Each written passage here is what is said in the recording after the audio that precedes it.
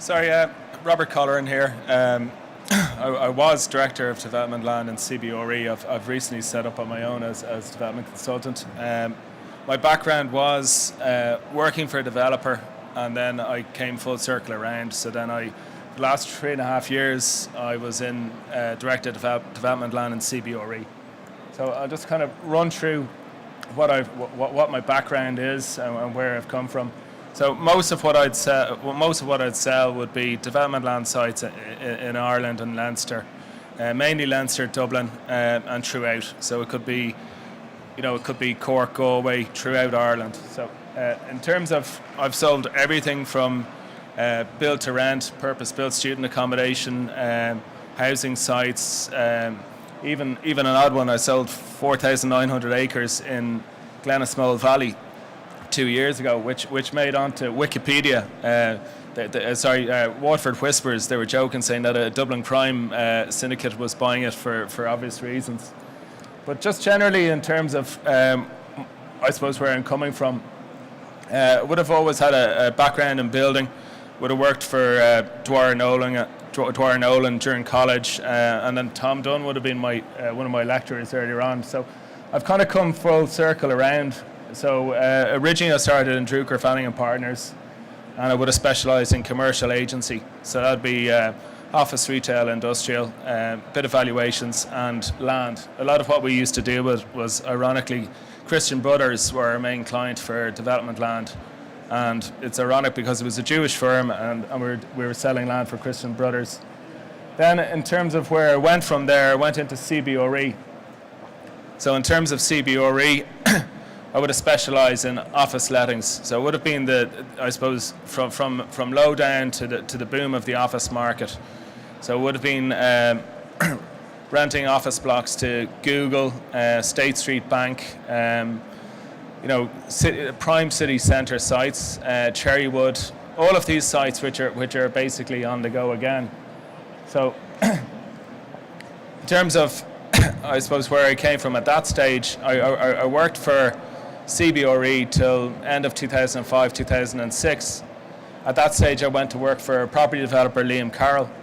So I suppose Liam Carroll is probably one of the only builders that's not back again in the market at the moment. But the relevance being today is that a lot of the sites that Liam would have left have been taken up by the next mantle of developers. So in terms of what we would have developed back in the day, you would have had 26% of the overall office lettings market in 2007 was Liam Carroll. Probably had about 28 to 40 cranes on the go. In terms of 54 acres in Northwall Quay, right back to East Road, Dublin Landings, Talacross, I suppose Capital Docks. A lot of these sites have actually gone again. They've regenerated, and I suppose if you look at what he might have left, it's a perfect landscape for a developer to take on, because you had sites that were shovel ready, the basins were dug out, and it's leaving it for the next person to take on. See, I suppose the developer is only a caretaker of land. It's really the developer that enhances it and brings it on. So in terms of where you see, I suppose that would have been a symbol of the recession. It was the old Anglo-Irish Bank deal that never happened. So since then it's really ramped on. You've Dublin Landings has really come to fore. So you've obviously the Central Bank, ironically, were the first big player to take on that space, and then in beside it you would have had the NTMA, and now where you have is you've WeWork. So in terms of Northwall Quay has really come on. The Lewis infrastructure is there. Spencer Dock, where last ended up and stalled, has now taken back. So you've John Ronan Real Estate is back in the saddle again. So in terms of sites that are coming back to fore, I suppose, if you look at what Cherrywood has become, Cherrywood is, I suppose, Liam probably doubled it in size. Went into the whole master planning with Gell Architects, a gentleman, David Sim, at Gell. Since then, obviously, it's sold and traded by Hines. Hines have been very clever in that they've gone for the build-to-rent market around the main core of the actual development. So if those who aren't familiar with the build-to-rent market, it's basically large-scale development of apartments. So you'll have 1,221 apartments built around a town centre development. In terms of where you have, it's all the transport infrastructure, and then a yield of a build-to-rent, or PRS as you call it, private rental sector, would be akin to what you'd have for an office yield. So an office yield out in Cherrywood might have a yield of 6 times, whereas build-to-rent might have a yield of 4 to 5%, which would be basically a multiplier of 20 times what the rental income would be. So it means that instead of, as Tom said earlier on in his talk, instead of selling the apartments individually, you get a much higher price by grouping them together and selling them off to a fund. So in terms of, I suppose, the market at the moment, there's about 5 billion worth of investment looking at investing in the growing build-to-rent market in Ireland. I suppose one of the main sites that kind of came to fore and would have taken this into market was it would have been out in Dunleary. It was the former. Sorry, just bear with me for a second. It was the former Dunleary Golf Club site, which is Honey Park. So Honey Park was originally designed as apartments, but then as the scheme progressed, they would have tweaked it and gone in for build to rent. So it means offering extra facilities there. So a lot of these developments will have breakout common areas. They would have had their own coffee shops. They would have had gyms. All areas that are very, very good. It's basically trying to get people to, I suppose, to work and live and hang around in the areas.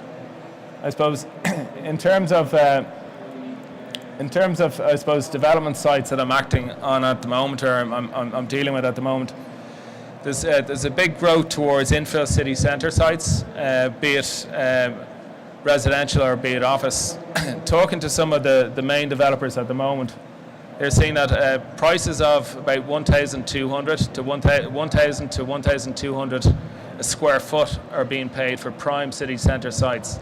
So the likes of Percy Place, or likes of a development in Lansdowne Place, or even this development is beside the Fitzwilliam. It's 12 Fitzwilliam Lane. It's at the side of the Marion Hotel. So that will show you what's driving the market. It's transport infrastructure and key infill city centre sites.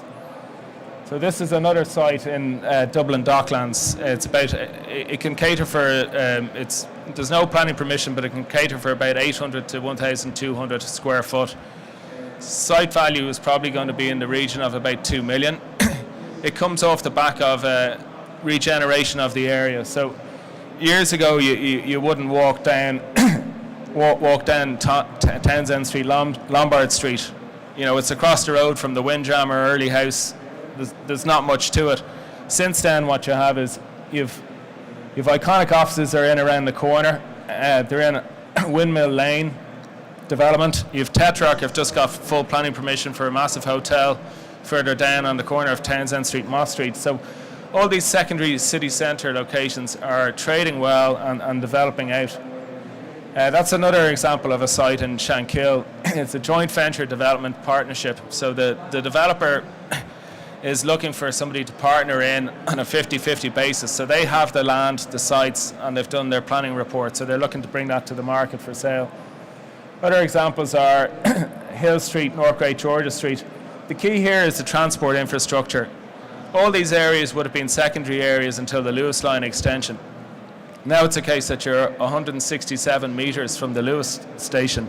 And what this will drive is the growing need for, I suppose, collective living or affordable living in the city centre. So there's a bit of a move towards city living again and affordable city living. It's just another, I suppose it's another slide just to do with a Dublin 6, Dublin 8 portfolio. There's growing demand for, I suppose, it's Airbnb accommodation or short-term stay accommodation. This is driven by either short-term workers that are on contracts for, say, 6 to 12 months that are looking to live in central locations. The likes of, there's a bit of a movement towards this type of living. You see the likes of Node Living, which is Key Craddock, Red Rock, Adore.ie. They would have developed, refurbished an office block. So they would have taken an office on the corner of Appian Way and then refurbished it for high-end living. So these are all short-term, high-end living options. I suppose we haven't really seen it here yet. We've seen the influx of We Live, but now the next one will be, We Work. Now the next one will be We Live.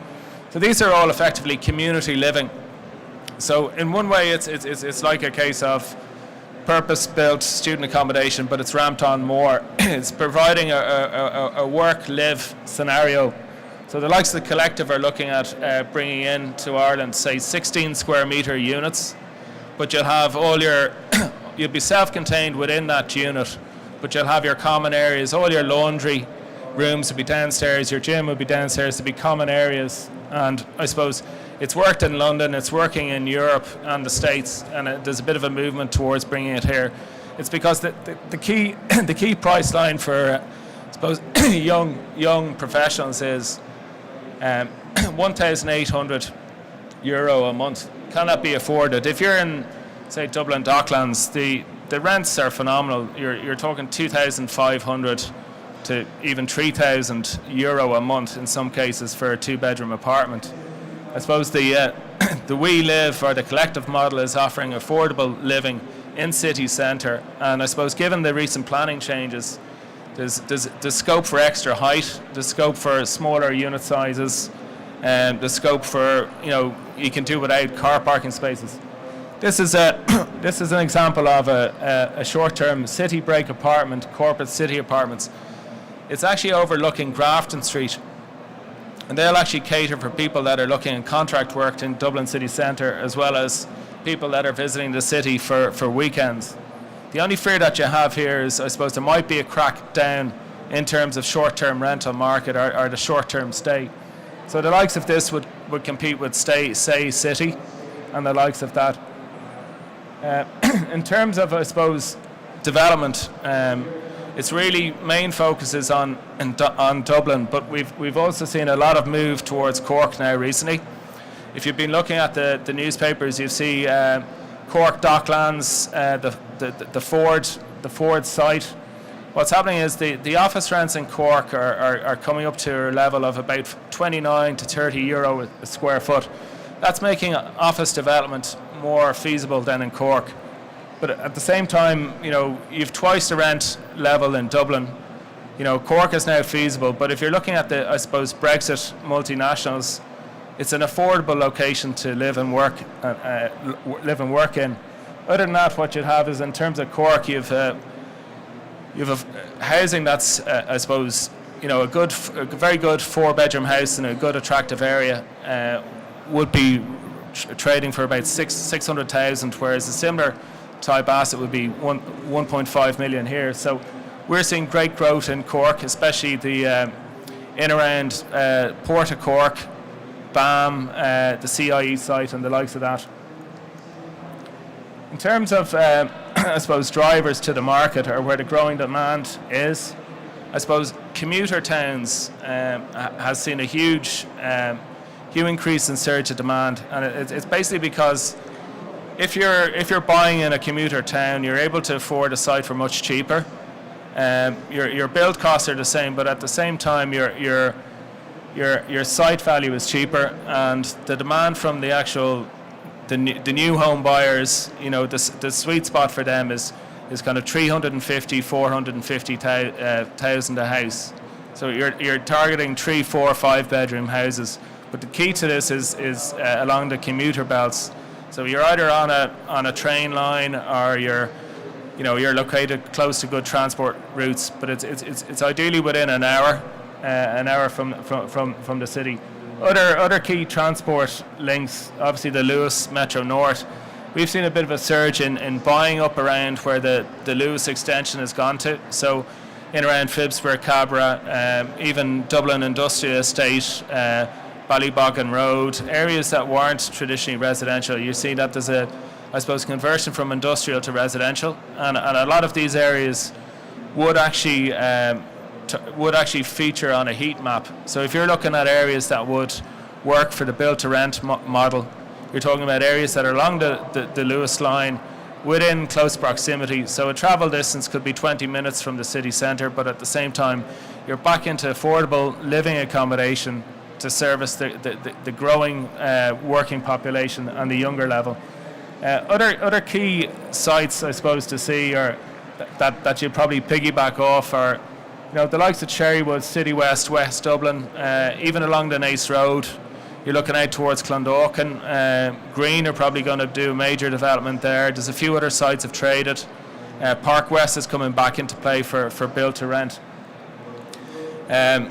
Dublin 7 and Dublin 8, when Dublin 2 and Dublin 4 is priced out of the market, a lot of people were looking at Dublin 7, Dublin 8 because they're more affordable. There was less competition, whereas you've seen that some of the properties in these areas have doubled in value and traded recently. So people might have bought a site which is 2 acres. They might have gone in and got their planning permission, and now they're going back to market and looking for twice as much as they would have bought it for in the last 3 years. What I'd say, if you are looking at sites in around key transport lines or areas which have major developments close by. So I suppose if you're a developer, you'd be looking at piggybacking off what somebody else is doing. So if Diageo are going to go in and build a brewery site, Digital Hub, DCC are going to extend and build their Digital Hub site. There's flow over. There's flow over for residential. You can see it in around Thomas Street. There's coffee shops pop up. The rents increase. So these are all areas to target. Grand Canal Harbour, Digital Hub, even at the back of Connolly Station. You've Ballymore building out there. So what you find is that the site values in around Amiens Street have started to go up. There's more demand for those areas.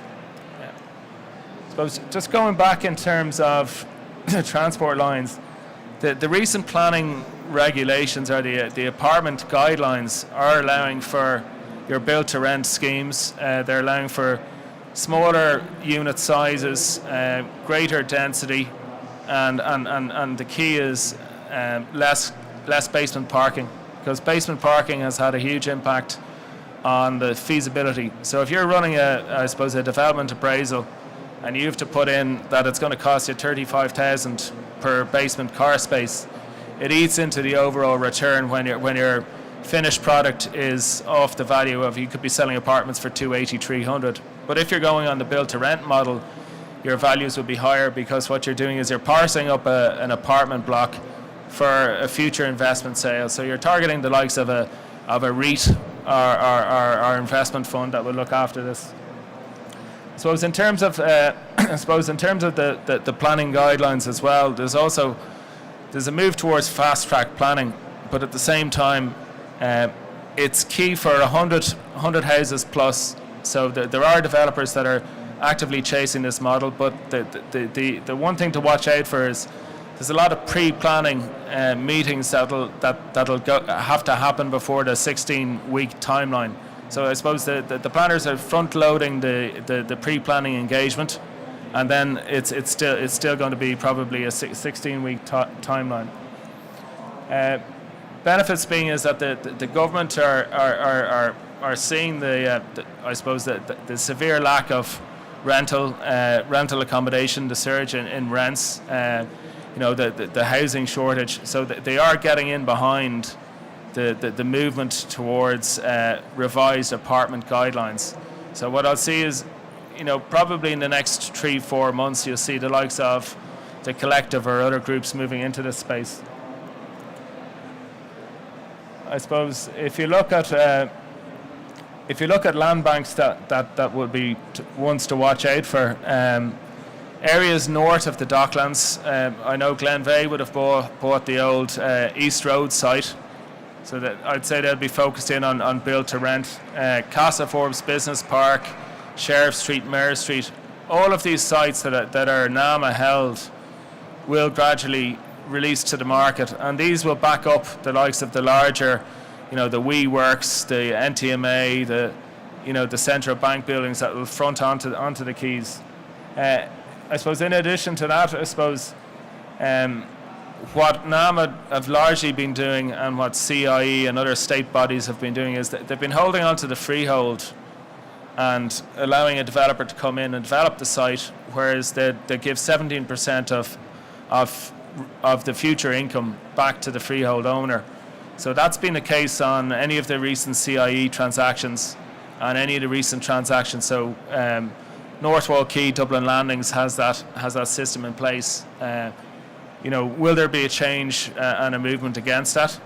Other key sites, I suppose if you look at CIE, they've sold Connolly Station. That's a shared ownership where they hold a site. Boston Sidings, Tara Street, Cork, Galway, Townsend Street, Casa Forbes Yard, which probably come through. These are all where the CIE will hold on to the freehold, and they'll get an uplift of the price. So when the values increase, they'll still have their 17% share, and there'll be a joint development partner. Ones to watch out for, I suppose, are other key sites would be CIE Donnybrook, maybe Pearse Street, Dundrum Mental Hospital, and then religious orders. I suppose religious orders, given the politics, are slower to come to market, but you probably see that there might be some key sites that might come through here. One thing's to welcome are I suppose the government in their public-private partnership role. I know you're looking at the likes of Devney Gardens, Rialto, Dolphins Barn, key sites that they hold already, which have been, I suppose, pending development for so long, are now coming out of the ground, and they'll have an impact on the overall areas. Other areas, I suppose, to watch with interest are, I suppose, the master plan for Dublin Docklands.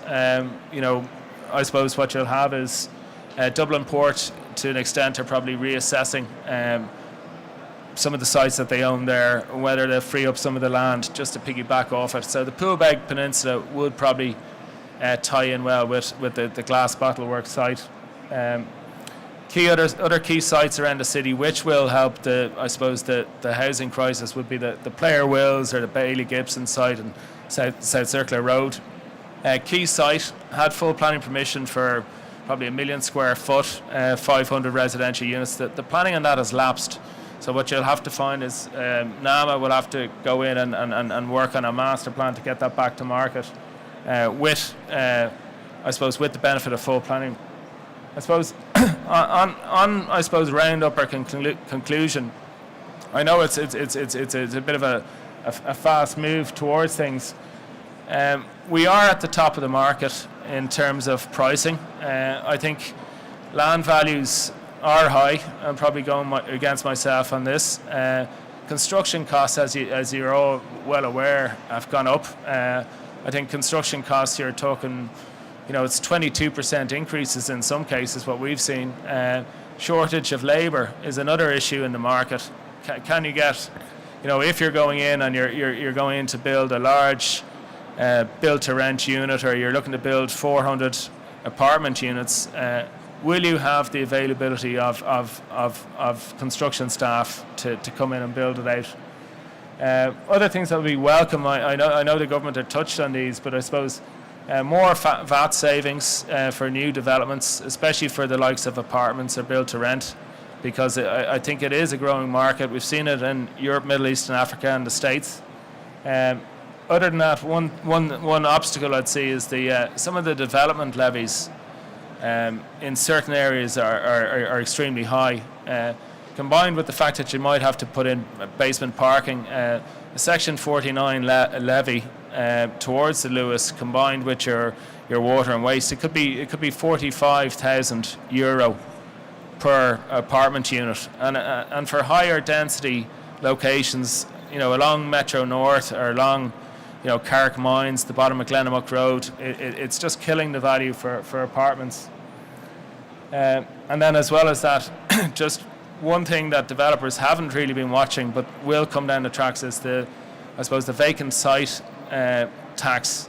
It is down line. It's 2019 when it'll start coming in, but people will be caught on the hop, I suppose, in terms of what, if you're having to pay 3% of the vacant site value, that is something to watch out for, I suppose. So to sum it up, thanks very much for your time. But as I suppose Tom was saying earlier, and there is a move towards the build to rent or the co-living. I think that's the next hot spot. Offices are still very strong. Logistics will probably see huge growth over the next year or two, in that it's now viable to go back building large warehouses along key transport infrastructures. Thank you.